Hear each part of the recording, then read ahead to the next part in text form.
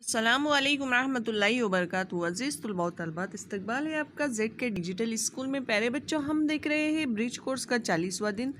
जमात है 7वीं, मजमून है उर्दू। आइए प्यारे बच्चों देखते हैं इबारत फहमी की सलाहियत, आखज़ करने की सलाहियत, पढ़ना और लिखना। पहली बात पढ़ रहे हैं हम प्यारे बच्चों।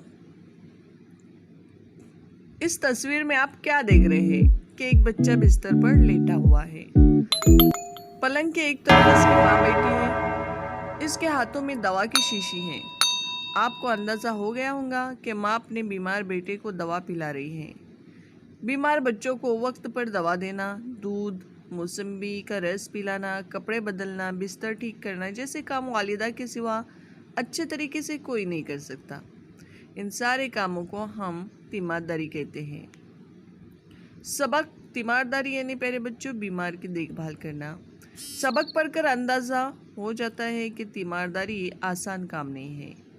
कुछ देर के लिए चचा छक्कन भी तीमारदारी के लिए आ जाते हैं।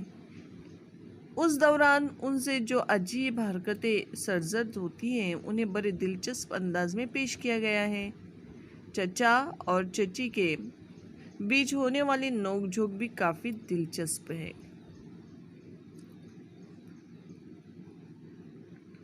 आओ मश्क करें। इबारत पर मुनसर सवालात के जवाब लिखिए। माँ के हाथों में क्या है? एक लफ्ज़ में जवाब लिखिए। दवा की शीशी। इस तस्वीर में आपको क्या दिखाई दे रहा है? एक जुमले में जवाब लिखिए। तो माँ अपने बेटे को दवा पिला रही है। तीमारदारी किसे कहते हैं? तो ये जवाब प्यारे बच्चों आपको मुख्तसरन लिखना है।